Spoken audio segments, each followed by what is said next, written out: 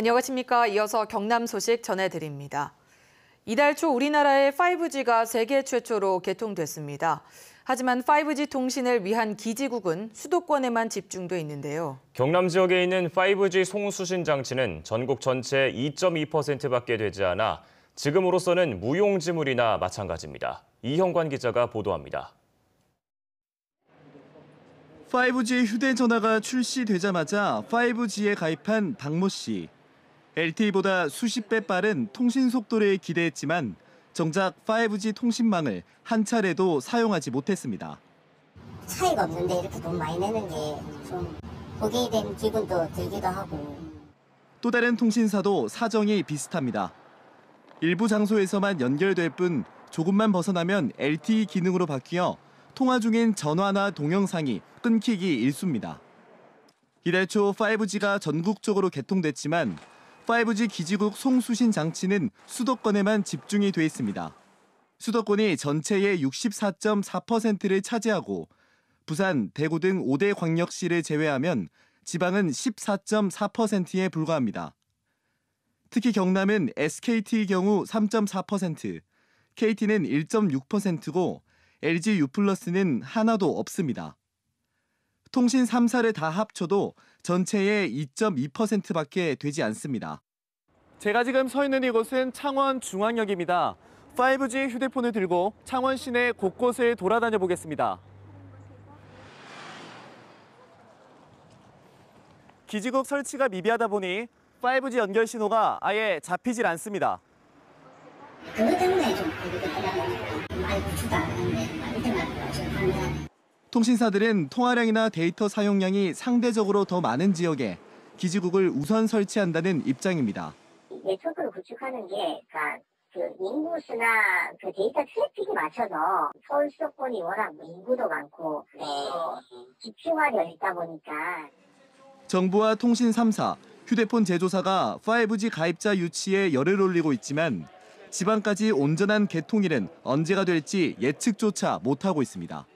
KBS 뉴스 이형관입니다. 지난 14일 새벽 통영에서 30대 음주운전자가 순찰차를 들이받고 달아났다 붙잡혔습니다. 경찰관 2명이 크게 다치고 순찰차는 부서졌는데요. 음주운전까지 모자라 이제는 경찰과 추격전까지 벌이는 아찔한 일도 잇따르고 있습니다. 최진석 기자가 보도합니다. 어두운 새벽 승용차가 서서히 중앙분리대로 향합니다. 운전자는 혀가 풀린 채 혼잣말을 합니다. 중앙분리대를 들이받고는 그대로 운전석에서 잠이 들었습니다. 잠시 뒤 시민의 신고로 출동한 경찰이 운전자를 확인하려는 순간 순찰차를 들이받고 달아납니다. 순찰차 2대와 2km에 걸쳐 벌어진 도심 속 아찔한 주행. 순찰차로 앞이 가로막히자 후진을 하다 순찰차를 들이받고서야 도망가길 포기합니다. 운전자분은 만취 상태로 정신없이거나 피를 흘리면서 앉아있는 상태였고 운전자 38살 최모 씨의 혈중 알코올 농도는 면허 취소 수준인 0.171%였습니다. 이전에도 한 차례 음주운전으로 적발된 적이 있습니다. 보시는 것처럼 순찰차 앞부분은 형체를 알아볼 수 없을 정도로 부서졌는데요. 사고 당시 충격이 얼마나 심했는지 고스란히 보여줍니다. 경찰은 최 씨에 대해 특수공무집행 방해 혐의로 구속영장을 신청했습니다. 목이 좀 아프고 무릎이 좀 아프고 이게 지금 자고 일어나니까 하루를 통증이 조금 갈수록 심해지는 것 같네요.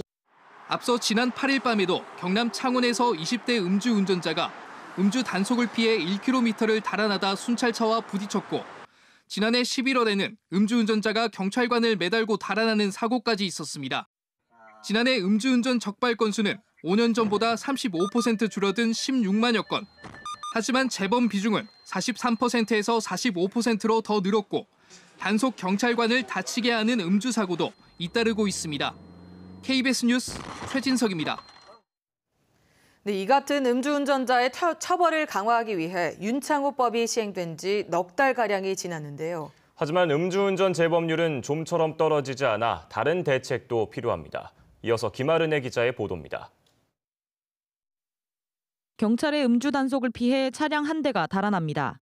2km를 도주하다 경찰에 붙잡힌 이 남성의 혈중 알코올 농도는 0.144%로 면허 취소 수준. 음주운전으로 적발된 것은 이번이 세 번째였습니다. 이른바 윤창호법이 시행된 지 넉 달째. 울산경찰은 법 시행 이후 이른 아침은 물론 주간에도 불시에 단속을 벌이는 등 음주 단속을 강화하고 있습니다. 단속 횟수가 늘어난 것과 달리 올해 1월부터 3월까지 울산의 음주운전 적발 건수는 982건으로 지난해 같은 기간보다 4%가량 줄어들었습니다. 그만큼 운전자들의 음주운전에 대한 경각심이 높아졌다고 볼 수 있는 대목입니다. 그러나 문제는 상습적인 음주운전자들입니다. 통계적으로 보면 50% 가까이 재범률이 나타나는 것은 그런 운전자의 안전 불감증, 도덕성 문제라고 보고 있고요. 습관적 운전이라고 보고 있습니다. 상습적인 음주운전을 막기 위해 해외 사례처럼 음주 측정기를 차량에 설치해 시동이 걸리지 않도록 하는 방안 등이 검토되고 있지만 실효성 등을 놓고 논란이 일고 있습니다. 오는 6월부터 단속 기준을 대폭 강화한 제2의 윤창호법이 시행되는 가운데 재범률을 떨어뜨릴 수 있는 실질적인 대안 마련이 절실합니다. KBS 뉴스 김아른입니다. 10년 동안이나 산에서 노숙하고 마을에서 훔친 음식으로 생활해 오던 50대 남성이 있습니다. 이 남성은 주민등록마저 말소돼 오랫동안 사람들 속에서 유령처럼 살아왔습니다. 차주아 기자의 보도입니다. 한밤중 50대 남성이 주변을 살피더니 농막 안으로 들어갑니다. 잠시 뒤 음식을 가지고 빠져나옵니다. 이번에는 농장 주변 사찰로 몰래 들어가 재단에 올려진 음식들을 가져갑니다. 이 마을에서는 지난 10년 동안 120차례 넘게 음식물과 생필품 도난 사건이 일어났습니다. 몇 년 됐습니다. 여기도 하우스 뒤에 여기 농막에도 부식, 술 이런 거 작년에 그랬어요. 싹 다 들어가고 신고도 안 하고 불쌍한 사람이다 이렇게 느끼고 둔 것이죠. 그냥. 경찰이 한 달 동안 잠복한 끝에 이 일을 저지른 사람을 잡았습니다. 이 마을과 가까운 산에서 혼자 노숙하며 마을에서 훔친 음식으로 연명하던 57살 김모 씨의 소행이었습니다. 김 씨는 키 170cm에 체중 55kg 정도의 왜소한 상태였습니다. 이곳은 도심 한복판 야산입니다. 인적이 드문 곳에 이렇게 작은 천막을 치고 10년 동안 살았는데 아무도 몰랐습니다. 낮에는 사람 한 명 눕기도 좁은 작은 천막에 숨어 지내고 밤에만 산에서 내려와 한 달에 서너 번 음식을 훔쳤습니다. 김 씨는 거주가 불분명한 데다 오랫동안 사회적으로 기록된 행적이 없어서 6년 전부터 주민등록도 말소됐습니다. 경찰은 김 씨가 어릴 적 부모로부터 학대받고 여러 번 사기당하면서 사람을 피해 산에 숨은 것으로 보고 있습니다. 밀림에서 보는 사람들처럼 이런 상태에서 발견되고 가족들하고 사이에 대한 좀 피해를 당하다 보니까 이런 음악 생활을 10년 동안 사회에서 잊힌 사람으로 살다가 도둑까지 된 김 씨에 대해 경찰은 주민등록 회복을 돕는 한편 출소 이후 사회 적응을 지원할 계획입니다. KBS 뉴스 차주아입니다. 내년 4월 15일 치러질 21대 국회의원 선거가 이제 1년 앞으로 다가왔습니다. 보수 강세 지역인 경남은 지난 대통령 선거와 지방선거에서 큰 변화가 일었죠. 하지만 지난 보궐선거에서는 치열한 접전이 펼쳐지면서 경남의 정치 지형이 또 어떻게 바뀔지 경남 정계가 긴장하고 있습니다. 조미령 기자의 보도입니다. 보수당의 깃발만 꼽으면 당선이라는 공식이 먹힐 정도로 전통 보수 강세 지역인 경남. 하지만 지난 2017년 대통령 선거에서 문재인 당시 더불어민주당 후보가 36.73% 득표로 홍준표 당시 자유한국당 후보를 불과 0.51%포인트 차이로 좁혔습니다. 지난해 지방선거에서도 경상남 도지사를 포함해 18개 시군 가운데 7개 지역의 시장 군수직을 민주당 후보가 차지하면서 경남의 정치 지형을 재편했습니다. 내년 총선의 바로미터로 전망됐던 지난 보궐선거에서는 창원 성사는 민주당과 단일화를 이룬 정의당 후보가 504표 차로 신승하고 통영 고성은 한국당 후보가 압승했습니다. 한치 앞을 예측하기 힘든 상황입니다. 지난번에 보궐선거 이후에 정부 여당에게 채찍질을 해주셨잖아요. 겸허하게 수용하면서 좋은 인물과 능력 있는 인물을 출마시켜서 경남 도민들의 그런 민생의 고통이 상당히 큰 실정입니다. 현 국정을 바로잡기 위해서라도 자유한국당에 힘을 실어주실 것으로 생각합니다. 연동형 비례제 도입도 큰 변수입니다. 현행 소선거구제에서 경남 지역구 의원은 16명이지만 중선거구제와 도농복합선거구제로 연동형 비례제를 적용할 경우 11명으로 줄어들 수도 있습니다. 현재 경남 지역 의원은 한국당 12명, 민주당 3명, 정의당 1명입니다. 1년 뒤 총선에서 여당의 국정 안정론과 야당의 정권 심판론이 격돌하면서 경남의 정치 지형에 또 한 번 변화의 바람을 일으킬지 관심이 집중되고 있습니다. KBS 뉴스 조미령입니다.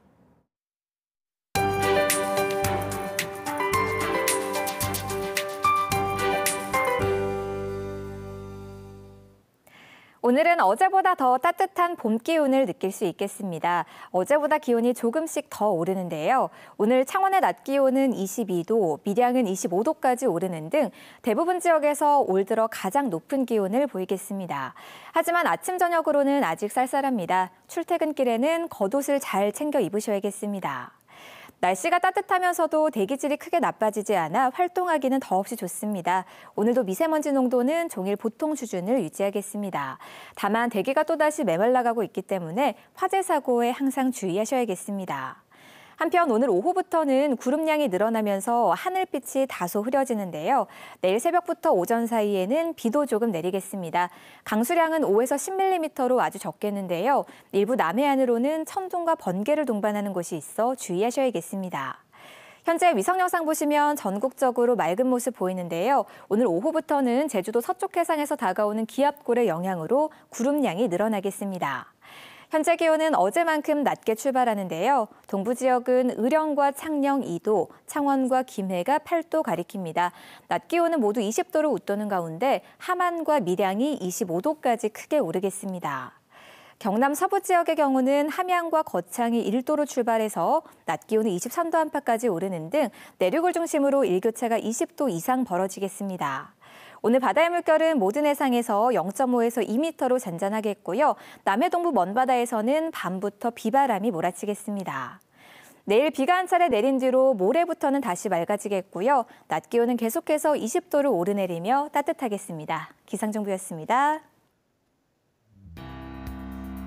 경남 창조경제혁신센터는 지난 11일 학생과 예비 창업자 등을 초청해 인적과 아이디어 교류를 위한 모임을 열었습니다. 한국은행 경남본부는 소비자 동향 지수 산출에 참여한 조사 가구를 초청해 통계 처리 과정과 화폐 소개 등 감사 행사를 가졌습니다. 경남농협은 강원 산불로 피해를 당한 농업인들의 구호를 위해 임직원들이 모금한 성금 2천만 원을 전달했습니다. 경남 중소벤처기업청은 이달 말까지 제로페이 사용자를 대상으로 일본에서 열리는 한류 콘서트 관람권 경품 행사를 펼칩니다. 경남 지역의 아파트 거래량이 조금 늘면서 가계대출과 주택담보대출이 늘었습니다. 한국은행 경남본부 조사 결과 2월 말 기준 경남의 가계대출 잔액이 58조 원, 주택담보대출은 한 달 동안 2천억 원으로 전달 대비 300억 원 증가했습니다. 이는 신규 입주 아파트 거래 물량이 5,700여 가구로 한 달 전보다 8% 정도 늘어났기 때문으로 분석됩니다. 경남 지역의 소비자들이 콘도 회원권이나 주식 투자 서비스에 대한 불만으로 상담을 많이 하는 것으로 나타났습니다. 경상남도는 올해 1분기 접수된 소비자 상담 건수는 모두 740여 건으로 지난해 같은 기간 510여 건의 절반이 더 늘었다고 밝혔습니다. 증가율이 높은 품목은 콘도 회원권과 주식 투자 서비스로 각각 4.8배와 4.5배가 늘었습니다. 경상남도 의회 기획행정위원회는 대한민국 임시정부 수립 100주년을 맞아 여성 독립운동가이자 의열단장 약산 김원본 선생의 부인인 박차정 열사의 밀양 묘소 정비를 위한 예산 1,000만 원을 신설했습니다. 박차정 열사는 의열단에 가입해 무장투쟁을 벌이다 1939년 전투에서 부상을 당했고 후유증으로 해방을 1년 앞둔 1944년 35살의 나이로 생을 마감했습니다. 뉴스를 마칩니다. 시청해주신 여러분 고맙습니다.